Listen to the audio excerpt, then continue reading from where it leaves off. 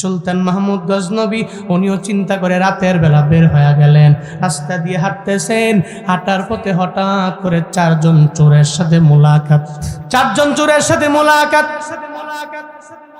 চারজন চোর সুলতান মাহমুদ গজনবীরে চিনে না। আমগুলোকে চুরি করার লেগে আইছো, যোগ্যতা কি আছে? সুলতান মাহমুদ বলে, আমি পরিচয় দিব না। এই তোমরা কারা? বুঝো না আমরা চারজনের চোর, তুমি অত চোর, আবার এত ভাবলো কে? চারজন চোরের বলল, যোগ্যতা কি জানা দাও। চারজন চোরের প্রথম চোর বলল, এক নম্বরে আমার যোগ্যতা আমার কান। আমার কান হলো আমার যোগ্যতা। ওই কান দিয়া তুমি কি করো তুমি আমারে বলো। সুলতান রে জানা দেয়, এই তুমি যে আমাদের সাথে যাওয়ার জন্য আসলা চুরি করার জন্য, আমার কানের এত পরিমাণে পাওয়ার জানো নি। আমি যখন কারো বাড়িতে ডাকাতি করার জন্য চুরি করার জন্য যাই, তার বাড়ির সামনে কুকুর থাকলে কুকুর ঘেউ ঘেউ করলে কি বলে আমি আমার কান দিয়া বুঝতে পারি। এক নম্বরে আমার কানের এত পরিমাণে পাওয়ার। ভালো। এই দুই নাম্বার চোর, তোর কি পাওয়ার? আমার পাওয়ার কি জানো নি? আমার পাওয়ার হলো আমার হাতের তালুর মধ্যে। হাতের তালুর মধ্যে আমার পাওয়ার।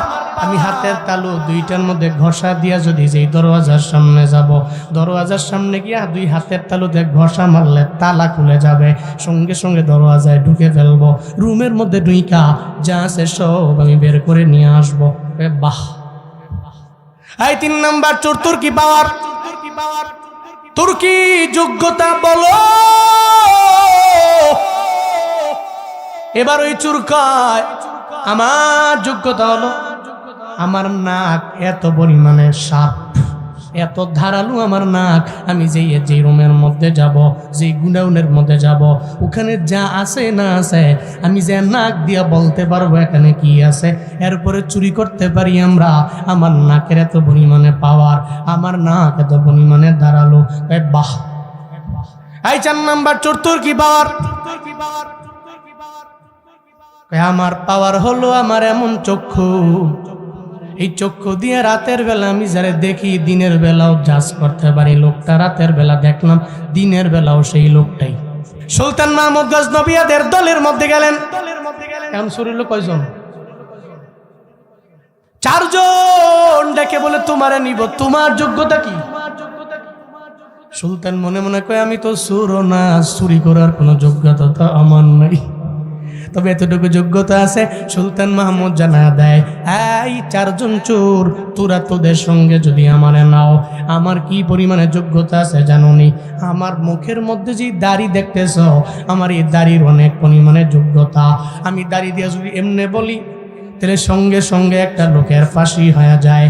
আমি দাড়ি দিয়ে যদি ডান থেকে বাম দিকে আমি নেই, তাহলে সঙ্গে সঙ্গে আর ফাঁসি হয় না। আজকে চুরি হবে সুলতানের বাড়ি। সুলতান মাহমুদ গজনবী সঙ্গে আর চারজন চোর। এবার নিজেরাও তো চোর বানাইলো, পাঁচজনে মিলনা রওয়ানা। সুলতান মাহমুদ গজনবীর বাড়ির মধ্যে গেল। বাড়ির সামনে একটা কুকুর আছে, ওই কুকুরটা ঘেউ ঘেউ ঘেউ ঘেউ করতে লাগলো। এবার এদের মাঝে যে একজন আছে, সে কুকুরের ঘেউ ঘেউ শুনতে পারে, বুঝতে পারে কুকুর কি বলে। তার কানের মধ্যে এত পরিমাণে পাওয়ার, সে এটা নিজেও দাবি করে। সে বলতে লাগলো, এই তোমরা একজন সুলতানের বাড়ির মধ্যে ঢুইকো না, আমার কাছে মনে হয় আমগো মধ্যেই মনে হয় সুলতান একজন আছে। সুলতানের বাড়ির মধ্যে ডাকাতি চুরি করতে আরম্ভ করলো। করতে করতে প্রত্যেকে বস্তা ভরে ভরে ভরে ভরে স্বর্ণ অলংকার যা আছে, যত হীরামণি মণিমুক্তা মাণিক্য আছে সব বলল বস্তার মধ্যে ভরে ভরে বান্ধিয়া। এবার একজনে কয়, একটা চোরে কয়, তাহলে আমরা আর যাব না। কয় কেন যাবি না? আজকে রাতটা একটু এখানে থাইকালো। কয় কেন থাকবো? সুলতানে দেখ না কি সুন্দর করে করে বিছানা বানাইছে, আমরা যতই চুরি করি এত সুন্দর বিছানা তো আমরা পাই না, এখানে একটু ঘুমায়ালো, ফজরের নামাজের আগে সব আমরা বাড়ির মধ্যে চলে যাব সব মাল লইয়া। ওদিকে তো সুলতান তো লগেই আছে। এরা এদের সুলতানের সামনে কয়, রুমের মধ্যে একটু ঘুমা, বিছানাটাও তো আরাম। 5 স্টার হোটেলে রুমের মধ্যে যেই পরিমাণে মজা, গ্রামের একটা লোক যদি যায় দেখে এত সুন্দর বিছানা, ওই ঘুমাইছে বসছে, ঠিক কিনা? ঘুমাইসা বলল ঘুমা সারা রাত। লাগাইয়া সারা রাত লাগাইয়া ঘুমাবো, ফজরের আগে আমরা সবাই মিলা বের হয়ে যাব। সুলতান মাহমুদ গজনবীও দাঁড়ায় রইল, এরাও ঘুমায় গেল। সুলতান মাহমুদ গজনবী ঘুমায় না, এরা সব নাকটাই না রুমের মধ্যে দিছে ঘুম, উনি ঘুমায় না। কারণ সুলতানেরা যারা আদেল এরা রাতের বেলা ঘুমায় না, রাতের বেলা ঘুমায় না। ও আল্লাহর বান্দারা, উনি তো দুনিয়া সাধারণ গজনি সুলতান শাসক সুলতান মাহমুদ, ওনারও তো একজন মালিক আছেন, চিল্লায়া বলেন তার না। দুনিয়ার আদিল সুলতানেরা রাতের বেলা ঘুমায় না। আমার মালিক তো আসমানের জমিনের মালিক, আমার মালিক তো বাদশার বাদশা, আমার মালিক তো রাজার রাজা, আমার মালিক তো মালিকুল মুলক, আল্লাহ হলেন রাজা দিরাজ। আমার আল্লাহ তো জীবনও কোনোদিন ঘুমায় না রে বাবা। দুনিয়ার সুলতান রাতে ঘুমায় না, আল্লাহ তো দিনেও ঘুমায় না, রাতেও ঘুমায় না। এমনকি আমার আল্লাহর তো জীবনে কোনোদিন তন্দ্রায় ধরে না। লা তাখুযুহু সিনাতুন ওয়ালা নাওম। চিল্লায়া পড়েন আল্লাহু আকবার। আল্লাহ পাক বলেন, আল্লাহর পরিচয় দিয়েছেন পুরো কুরআন মাজিদের মধ্যে যে আয়াত সবচেয়ে বড় আয়াত, ওই আয়াতের নাম হলো আয়াতুল কুরসি। আল্লাহ পাক রব্বুল আলামিন বলেন, আমি আল্লাহর পরিচয় বান্দারে, আমি আল্লাহ জীবনেও কোনোদিন ঘুমাই নাই, আমি কোনোদিন ঘুমাই নাই। আমার তন্দ্রেও ধরে না, আমার নিদেরেও ধরে না, আমার না ধরে স্লিপে, আমার না ধরে ড্রজিনেস। আল্লাহ কয়, মুসা রে, হাতের মধ্যে একটা গ্লাস তুমি লইয়া তন্দ্রার কারণে নিদ্রার কারণে রাখতে পারলা না, ভেঙ্গে চুরমার হয়ে গেল। আমি আল্লাহ আসমানের রব, জমিনের রব। আমি আল্লাহ যদি তন্দ্রায় যাই অথবা নিদ্রায় যাই, আমি যদি এক সেকেন্ডের জন্য ঘুমাই, আমার আসমান জমিনটা এই গ্লাসের মতো পরে এমনি ভেঙ্গে চুরমার হয়ে যেত। আমি আল্লাহ ঘুমাই না। দুনিয়ার শাসকেরা ঘুমায়, রাতে না ঘুমাইলে দিনে ঘুমায়। আবার যারা দিনে ঘুমায় না, এরা রাতের বেলা দেখবেন এশার নামাজের পরে ঘুমের জন্য চলে যায়। সুলতান মাহমুদ গজনবী ঘুমায় না, উনি বের হয়ে গেল। ফজরের নামাজের আজান হয়ে গেল, এরা তো আরামের বিছানা পাইয়া ঘুমায়ও গেল।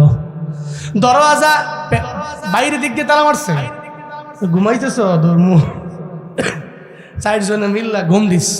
দরওয়াজা লাগাই দিয়া উনি গেছে নামাজ টামাজ পড়ে সিংহাসনের মধ্যে বইছে সুলতান মাহমুদ গজনবী। এবার সিংহাসনের মধ্যে বয়া কয়, কিরে জল্লা, 4 জন সুর ঘুমাইতেছে আরবে, ডাক দে। জল্লা দে গিয়া দরওয়াজায় করা নাই, তালা তুলা খুলে কিও মিয়া সামরা ঘুম নাকি? কে তুমি? তুমি জল্লা খাইছি? ঘুমটা তো মোটামুটি ভালোই হয়েছিল, ছুটতে যেতে ফেললে আরো মজা হইতো। ছুটতাম তো ফেললাম না, শেষ তো কি করতে চাও?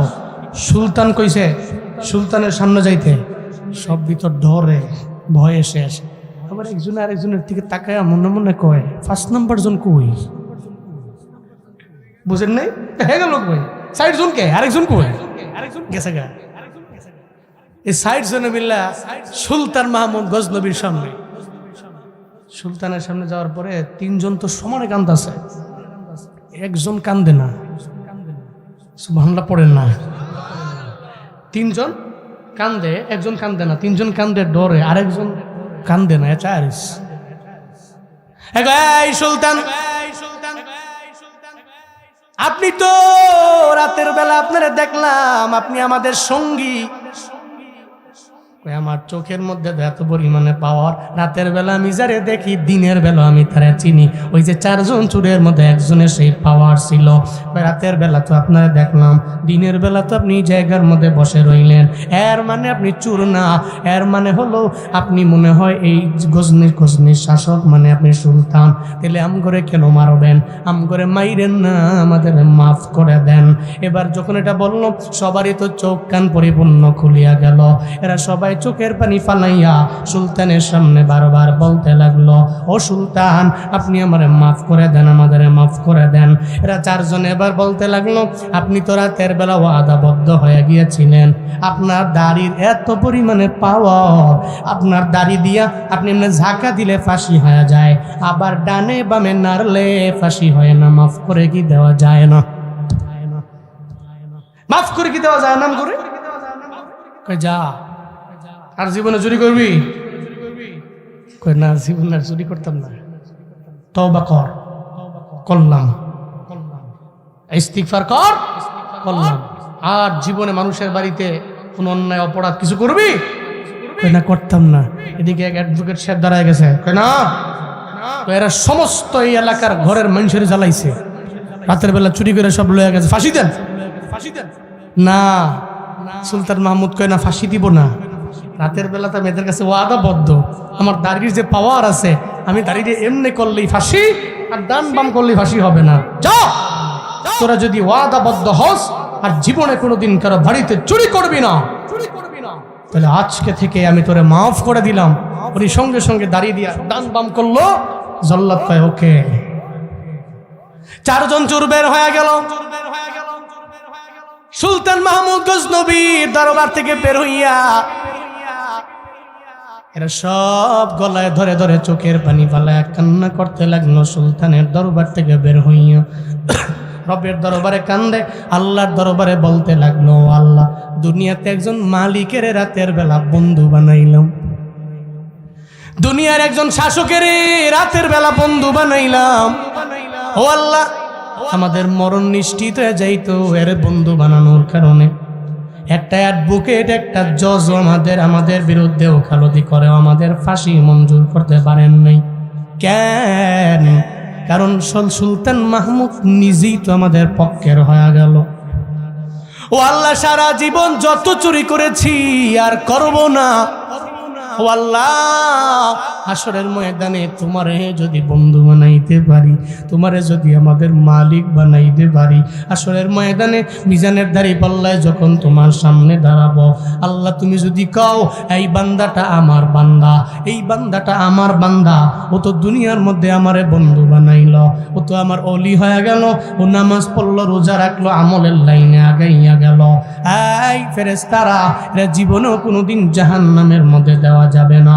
চারজন চোর বলে, দুনিয়ার শাসকের যদি হয় তো পাওয়ার, আমার আল্লাহর কত পাওয়ার, আমার আল্লাহ যদি হাসরের ময়দানে আমাদের বলেন তোদের সাথে ছিল আমার সম্পর্ক, আল্লাহ যদি সঙ্গে সঙ্গে বলে দেয়, এই ফেরেশতারা, এর জীবনেও কোনোদিন জাহান্নামের মধ্যে ফালানো যাবে না, এর এখনই জান্নাতের মধ্যে দিয়া দাও।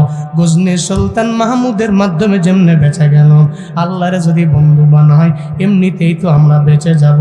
আর সুলতান মাহমুদের চাইতেও তো আমার আল্লাহ বড় গফফার, আমার আল্লাহ বড় দয়ালু। আল্লাহ আমার এমন দয়ার রব, ও বান্দা তুমি গুনাহ করো, একবার গুনাহ করো, আল্লাহর দরবারে বলো আল্লাহ মাফ করে দিবে, আবার গুনাহ করো, আবার আল্লাহর দরবারে বলো আল্লাহ মাফ করে দিবে, আবার গুনাহ করো, আল্লাহর দরবারে বললে আল্লাহ মাফ করে দিবে। কিন্তু দুনিয়ার যারা বড় টাকাওয়ালা, এরা জীবনেও কোনো দিনে মন হয় না রে বাবা। একটা লেবার যদি তার সামনে গিয়ে একবার বেয়াদবি করে, ভাই মাফ করে দিলাম, দুইবার যদি বেয়াদবি করে, ভাই মাফ করে দিলাম, তিনবারের সময় ধমক দিয়া তারাইয়া দেয়, তুই আমার বাড়িতে কাজও করতে পারবি না, লাথি দিয়া বাড়ি থেকে তোরে আমি এখনই বের করে দিব। আল্লাহ কয়, না রে গোলাম, আমি আল্লাহ তোরে মন মালিক।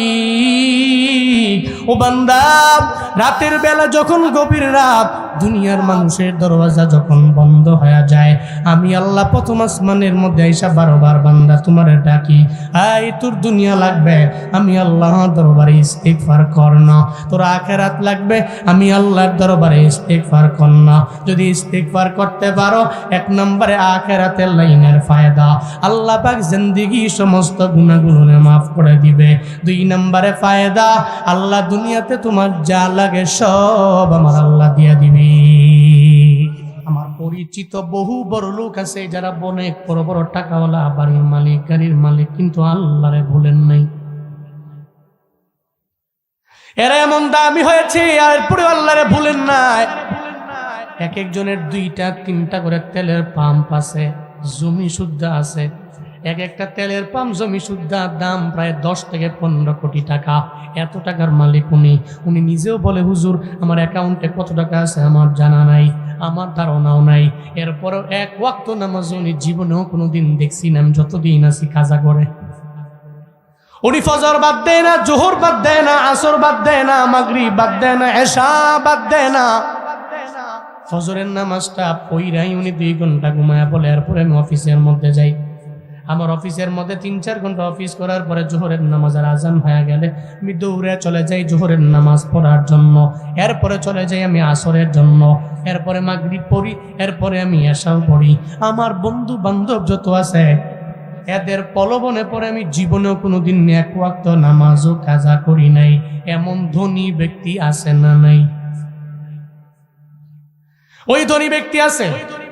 এমন ধনী ব্যক্তিরা এরা সব আমার মাওলার এত বড় পাগল, এদের টাকা জীবনেও কোনোদিন আমার আল্লাহর শরণকে ভুলায় না। এরা জান্নাতের কথা চিন্তা করে, এরা মনে করে দুনিয়াতে আজকে মইরা গেলে কালকে আমার 2 দিন, 3 দিন পরে আমার হয়ে যাবে 4 দিন। এই চিন্তা করে করে উনি অন্যায় করে না, উনি গুনাহের দিকে দৌড়ায় না। উনি যতই টাকা পয়সার মালিক হয়ে গেল, উনি নামাজের জন্য যায়, রোজাও রাখে, আবার নেক আমলের লাইনে উনি অগ্রগামী হয়ে যায়। তাহলে ধনী হয়ে গেলে আল্লাহরে ভুলা যাবে? যাবে? আপনি জমির মালিক, কে দিছেন?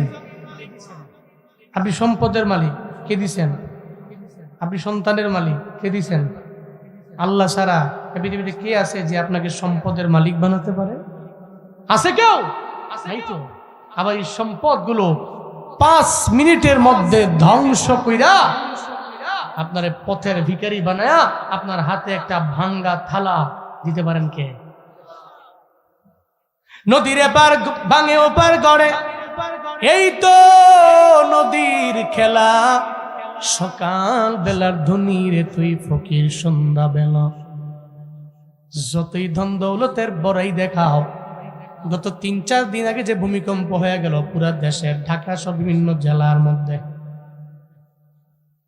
আল্লাহ যদি বলতো জমিন আরো 3-4-5 সেকেন্ড বাড়াইয়া ঝাঁকুনি মারো, ঢাকার শহরের যত বড় বড় বিল্ডিং আছে সব বিল্ডিং গুলো কেমন হয়ে যাইতো, এগুলো সব ধসে পড়ে যাইতো।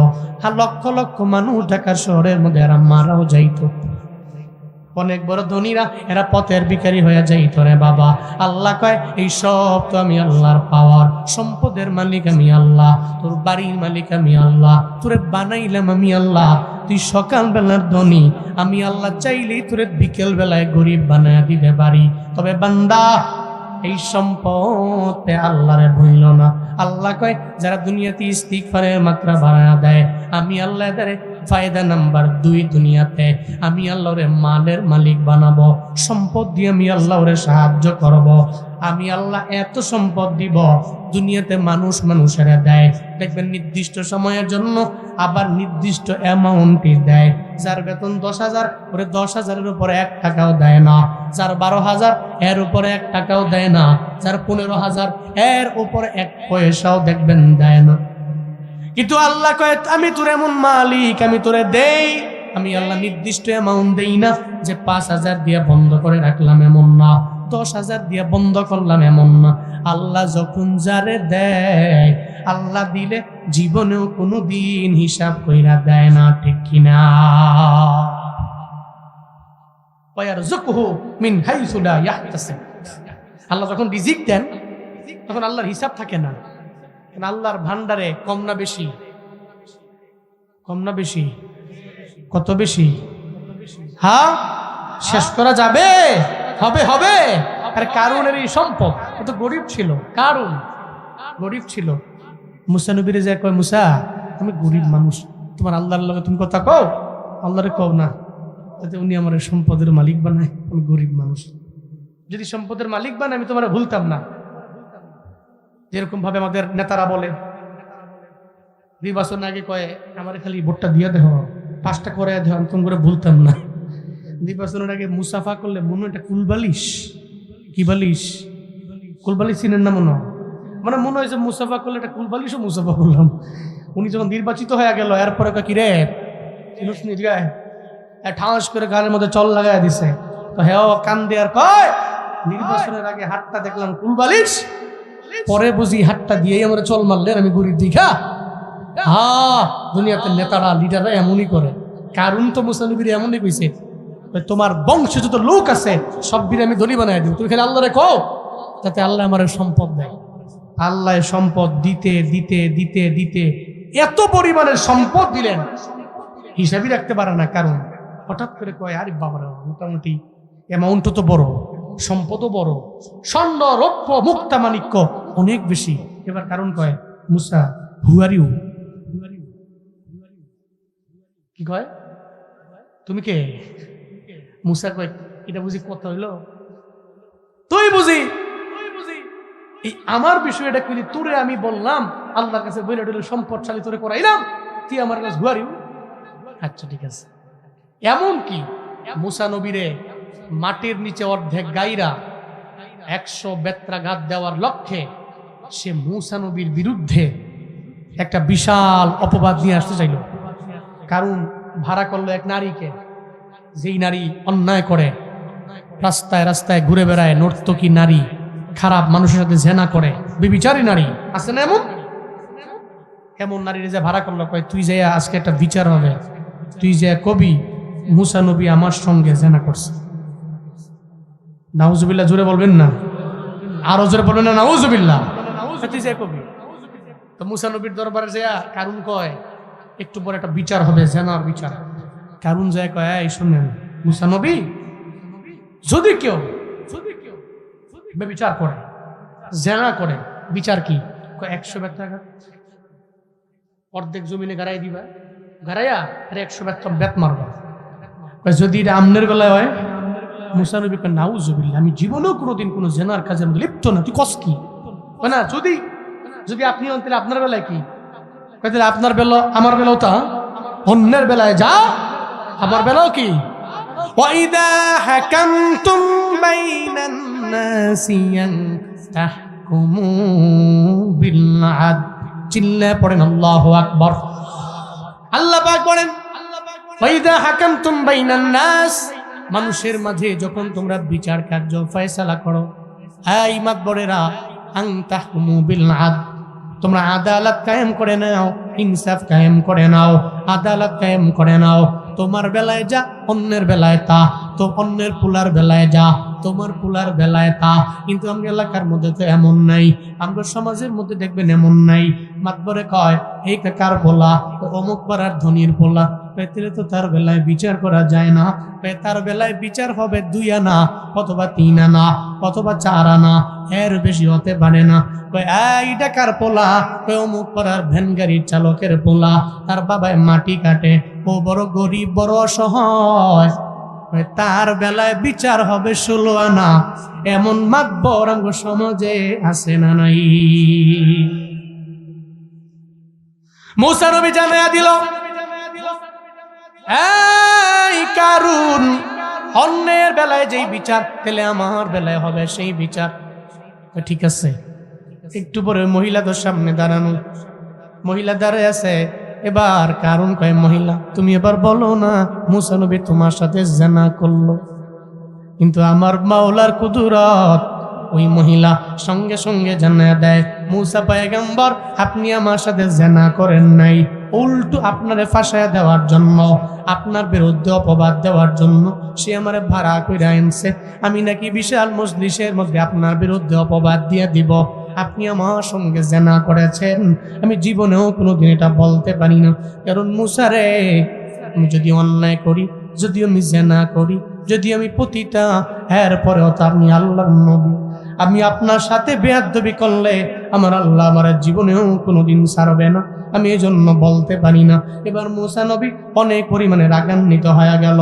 মুসা নবী রাগান্বিত হয়ে গেলেন। মুসা নবী কয় কারণ তুই বুঝি আমার ব্যাপারে এমন ষড়যন্ত্র করতে পারলি, অথচ তোর জন্য রবের দরবারে আমি আবদার জানাইলাম, ও আল্লাহ তুমি কারুনের বড় লোক বানায়া দাও, সম্পদের মালিক বানায়া দাও। আমার দোয়ায় তুই সম্পদের মালিক হইয়া তুই বুঝি এখন আমার বিরুদ্ধে এমন অপবাদ দেওয়ার জন্য চেষ্টা করতেছ। এই কারণ এখন থেকে আর তোর বিন্দু মাত্র পরিমাণ ক্ষমা নাই, আমি তোরে মাফও করব না।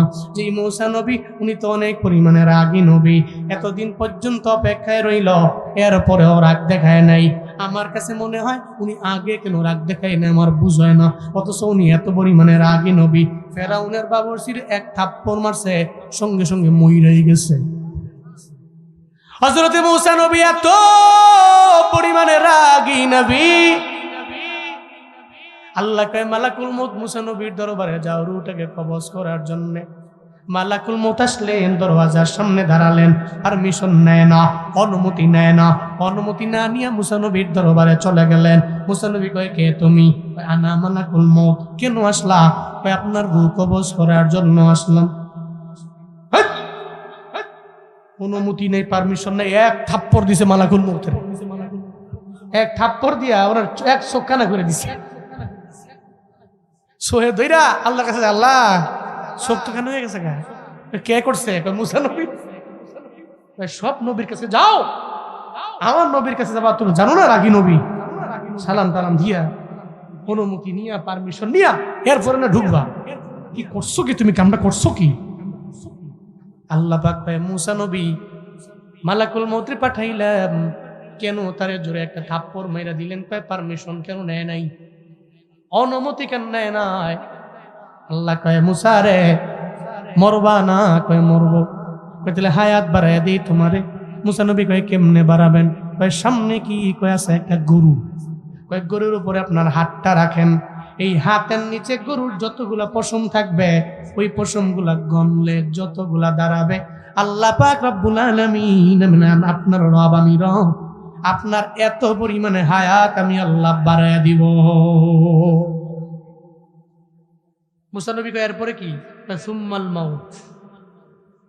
যদি হায়াত আপনি পান 5000 বছর, এরপরও কোনো না কোনো একদিন মালাকুল মউতের সাথে আপনার সাক্ষাৎ হবে। তাহলে 2000 বছর থাকার দরকার নাই, মালাকুল মউতের আবার পাঠাও, আর চটকানা মটকানা দিতাম না।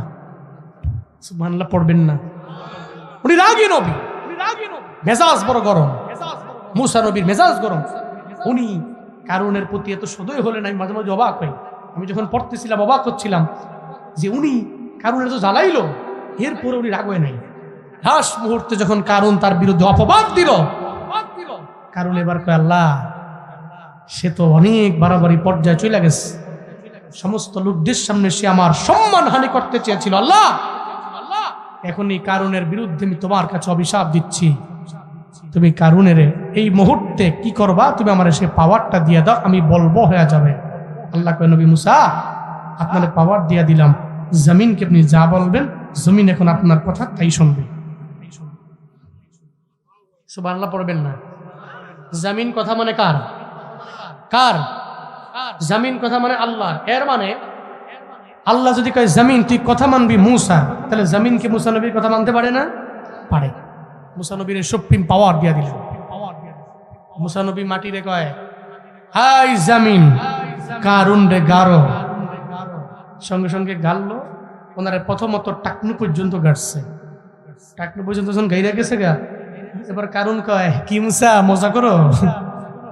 আমার এই ফেরাউনের মতো মনে করছো নাকি আমি এর চেয়ে বেশি পাওয়ারওয়ালা? আমার সম্পদ জানো, তুমি আমার গাড়ছো? মূসা নবী কয় তুই যদি এই টাকনু পর্যন্ত গাড়ার পর আমার কাছে রুজু হইতি, আল্লাহর দিকে ফিরে আসতি, আমি আর জমিনকে আর আদেশ করতাম না গাড়ার জন্য। যেহেতু আবার গাদ্দারি করলি, তাহলে গাদ্দারির জন্য কোনো সার নাই, জমিন আরো গাড়ো, হাঁটু পর্যন্ত বেড়ে গেছে। এবার আস্তে আস্তে দুর্বল হয়ে যাচ্ছে। এরপর একটু পরে কয় এই জমিন আরে মাজা পর্যন্ত গাড়ো। এবার কয় মূসা রে তুমি আমারে মাফ করে দাও। মূসা কয় টাইম নাই, সময় শেষ, যতই এখন কান্দো কান্দা লাভ নাই। মূসা নবী বলল এবার এই জমিন, এবার আবার তারে তুমি বুক বরাবর জমিন তুমি গেড়ে নাও। বুক বরাবর গেড়ে নেওয়া হলো। এদিকে উনি যতক্ষণ ডাবে, যতক্ষণ ডাবে যতটুকু ডাবে ওনার যত জমিনের মাল আছে সব মালগুলো ডাবতে থাকে। একটা পর্যায়ে গলা বরাবর ডেবে গেল। এবার কারণ কয়, আই মুসা আমারে মাফ করে দাও, আমারে মাফ করে দাও, আমারে দুনিয়ার জমিনের মধ্যে মাটির নিচে গাইরা ফেলো না। মুসা নবী কয়, তোরে মাফ করা হবে না, কারণ তুই বড় গাদ্দার, তুই আমারও গাদ্দারি করলি, আল্লাহর সাথেও গাদ্দারি করলি। আল্লাহ তোরে সম্পদের মালিক বানাইলো, তুই শুকরিয়া আদায় না করে না শুকরিয়া করলি। আই কারুন।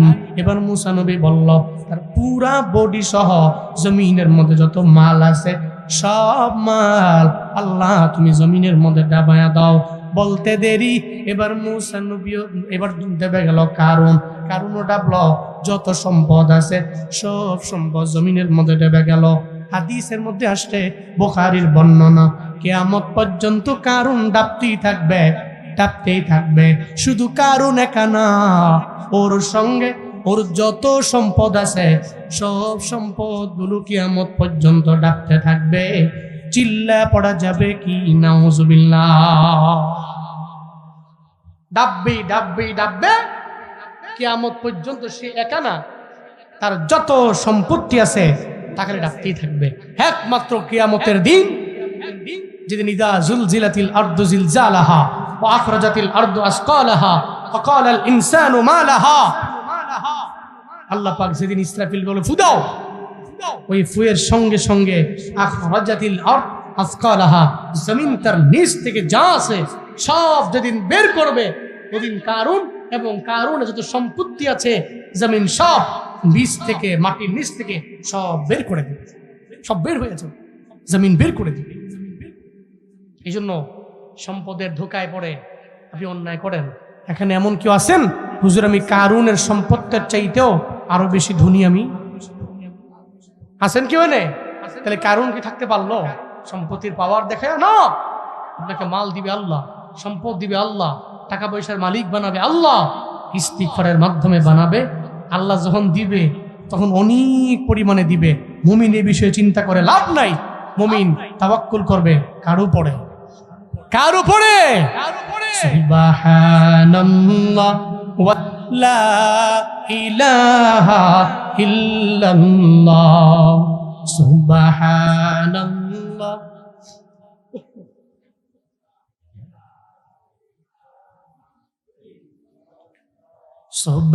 সুবহানাল্লাহ ওয়ালহামদুলিল্লাহ লা ইলাহা।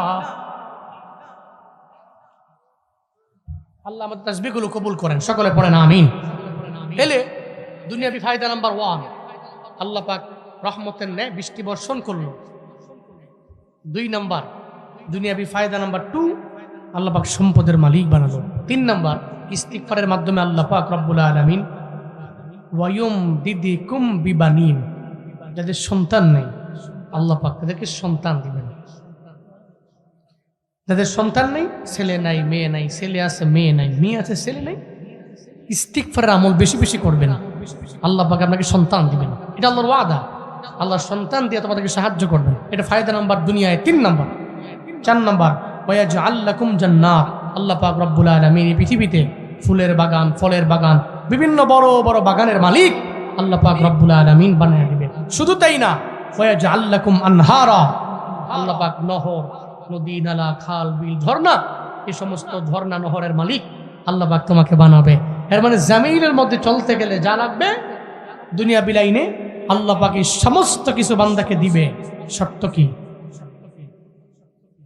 ইস্তিগফার। শর্ত কি?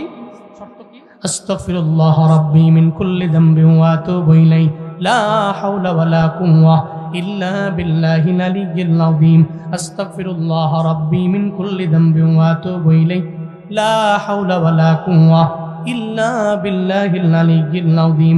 আমি বেশি বেশি পড়ব। হে আল্লাহর বান্দারা, আজকের এই মাহফিল থেকে শিক্ষা নিয়ে বাড়ির মধ্যে যাবেন। রাতের বেলা ঘুমানোর আগে ঠান্ডা পানি দিয়ে ওযু বানান, অথবা গরম পানি দিয়ে বানান। ওযু বানাবেন, ওযু বানাইয়া এরপরে আপনি যখন ঘুমাইতে যাবেন ডান কাঁধে হইয়া আল্লাহর দরবারে বলবেন, আল্লাহ সারা দিন লাগাইয়া আমি এমন কোনো গুনাহ নাই করলাম না, এমন কোনো অন্যায় নাই করি নাই, এমন কোনো অপরাধ নাই করি নাই। ও আল্লাহ, আমারে কি মাফ করে দেওয়া যায় না? আমারে কি মাফ করে দেওয়া যায় না? এটা বইলা বলবেন, আস্তাগফিরুল্লাহ রাব্বি মিন কুল্লি যামবিন ওয়া আতুবু ইলাইহি লা হাওলা ওয়ালা কুওয়াতা ইল্লা বিল্লাহিল আলিয়্যিল আযীম। আস্তাগফিরুল্লাহ রাব্বি মিন কুল্লি যামবিন ওয়া আতুবু ইলাইহি লা হাওলা ওয়ালা কুওয়াতা ইল্লা বিল্লাহিল আলিয়্যিল আযীম। 11 বার পরে পরে রাতের বেলা ঘুমিয়ে যাবেন রে বাবা। আল্লাহর কসম করে বইলা যায়, আপনার জিন্দেগির যত গুনাহ আছে আমার আল্লাহ মাফ করে দিবে। দুনিয়া বিলাইনে আল্লাহ পাক ঘরের মধ্যে রহমত বাড়াবে, বরকত বাড়ায় দিবে আমার আল্লাহ। শুধু তাই না, আল্লাহ পাক সম্পদ দিয়ে আপনারে সাহায্য করবেন, আল্লাহ পাক সন্তান দিয়া আপনারে সাহায্য করবে। আল্লাহ পাক বিভিন্ন সম্পদের মালিক আল্লাহ বানাইয়া ফলের বাগানের মালিক বানাবে, ফুলের বাগানের মালিক বানাবে। আল্লাহ নহরের মালিক বানাবে, ঝর্ণাধারার মালিক বানাবে। আল্লাহ ইস্তিগফারের মাধ্যমে এই ফায়দা হাসিল করার তৌফিক প্রত্যেককে তুমি দাও। চিল্লায়া জুড়ে পড়েন আমিন।